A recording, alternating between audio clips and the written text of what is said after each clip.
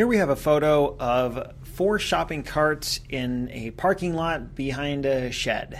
And I was biking home from work, came across these, and thought it might make a good photo opportunity. Incidentally, I like to bring my camera to work as often as I can, even though it's a big, bulky DSLR. I like that I can take pictures of something if I happen to see a photographic opportunity. And here it was. I didn't really plan on taking anything specific this day, but I saw these carts and I thought it was kind of interesting how we had, except for the orange cart from Big Lots, we had the primary colors of light, red, green, and blue, and along with the extra cart just hanging out for good measure.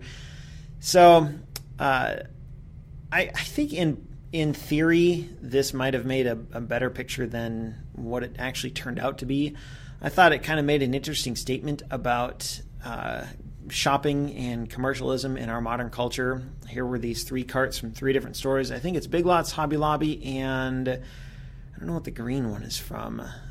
Maybe a shoe store. I'm not sure. And here they were just sitting discarded behind the strip mall, and it reminded me of how.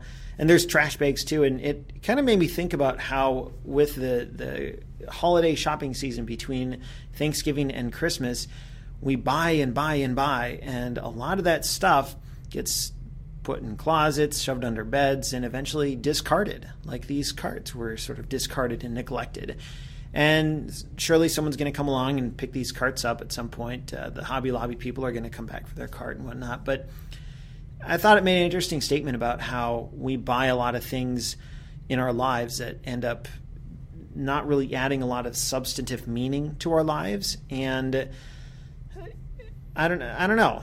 I think a good photograph isn't always technically perfect. It's not ideally framed or anything like that, but a good photograph can also tell a story. In fact, I think a good photograph should tell a story. And I'm not very good at that. That's something I try to work on, is telling stories with my pictures.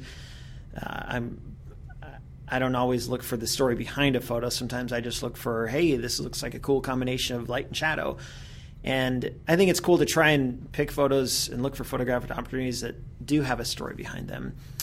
I think the story behind this one, as I just mentioned about commercialism and buying, I think it goes a little deeper. As I mentioned in the actual blog post itself, I believe that true contentment, true meaning, and purpose can only be found in the Lord God. And if we look to Him as the source of fulfillment in life and the source of the provider of everything that we need, then we don't need to look for stuff on store shelves and stuff that we can put in shopping carts.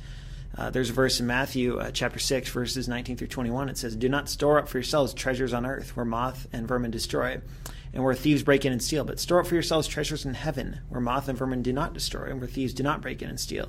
For where your treasure is, there your heart will be also." And that where your treasure is, there your heart will be also. That is that's really the meat of that whole verse. If we store up treasures for ourselves on earth, if we put so much of our time and effort into collecting things of this world, then that's what we're going to value. But if we store up treasures in heaven, if we seek to have a deeper relationship with the Lord God through prayer and studying of His Word, then that's where our hearts are going to be. We're going to want those